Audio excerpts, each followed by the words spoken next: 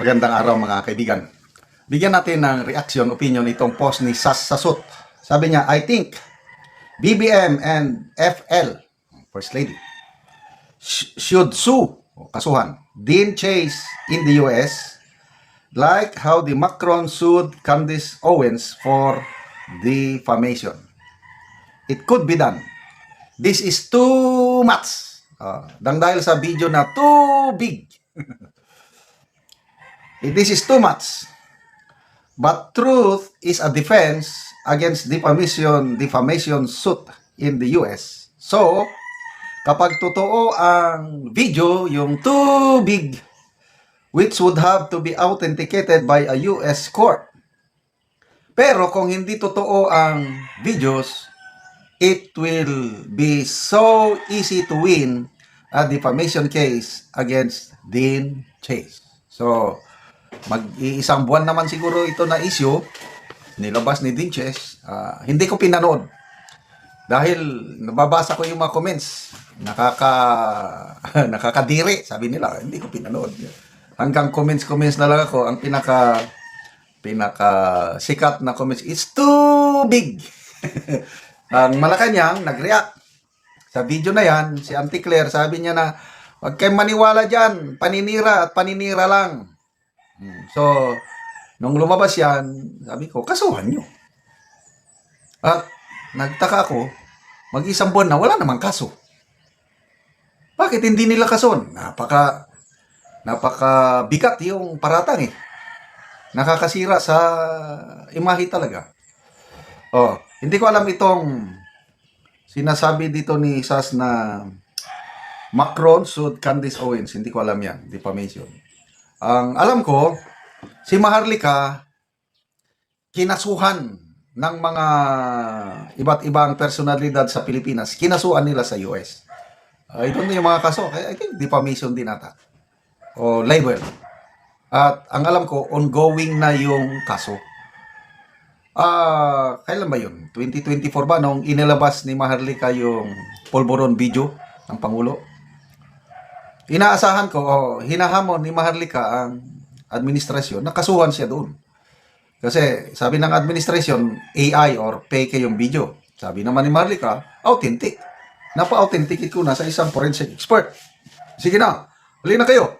Kasuhan niyo na ako para mailabas sa korte itong authentic video ko. Kasi authenticated, sabi niya. Bakit hanggang ngayon, hindi nila makasukasuhan si Maharlika nang dahil sa pulburon video. Ang kaso ni Maharlika dito sa Pilipinas, silang dalawa ni Attorney Harry Roque, kailang hindi naman defamation, kundi inciting to sedition. So ibang bagay naman yun dahil hinihikayat daw ni Maharlika at Attorney Roque ang tao na lumaban sa gobyerno. Iba yun. Ang usapan is yung video. Authentic o hindi. So kung AI, paninirang puri yun. Dapat, kasuhan mo ng defamation kung totoo, kung fake yung video, di ba? Ganito rin, balik tayo kay Dean Chase, yung video na yon, dapat kasuhan. Nagtataka ako bakit hindi nila kinakasuhan? Basa tayo sa mga comments. Teo Moreno, sabi niya, tama.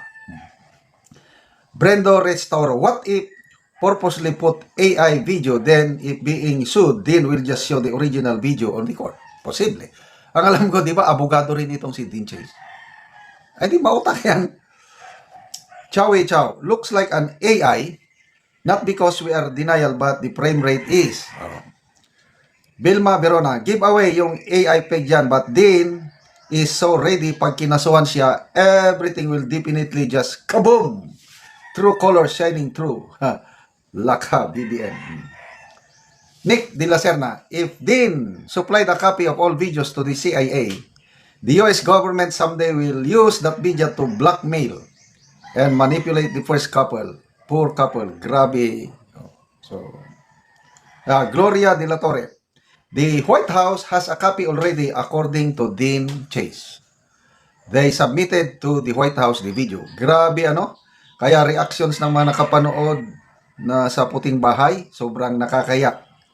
Presidente natin ngayon. Ang masaklap, may hawak ng alas ang US against BBM, pwede siyang gawing tuta at sunod-sunuran sa US. Anyway, wala tayong magawa eh. Binutuhan natin siya. Ako, pinagdarasal ko pa rin siya, lalo na yung kanyang karamdaman na sana gagaling siya at sana matapos niya ang kanyang termino. That's my prayer. May kanya, yung iba naman, Cara David. Well, to me, masama yung nais ka ng masama sa iyong kapwa. So my prayer is healing talaga.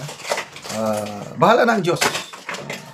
Kasi lahat ng nangyayari sa buhay natin, hawak ng Diyos. At Romans 8:28, yun ang pinanghawakang kong versikulo. For in all things, God works for good to those who love God, to those who are called according to His purpose. Kung may nangyari man sa buhay natin, hindi natin nakikita na parang masama, but in the end, it will turn out to be good. Ilang beses ko nang naranasan yan. Itong nangyari kay Tatay Digong, masakit, di ba? But later on, we'll see, it will turn out to be good. Ang Panginoon, hindi nagkakamali. Because He is a all-knowing God. So, magtiwala lang tayo sa Panginoon. There will always be a day of reckoning, sabi nga ni Tatay Digong.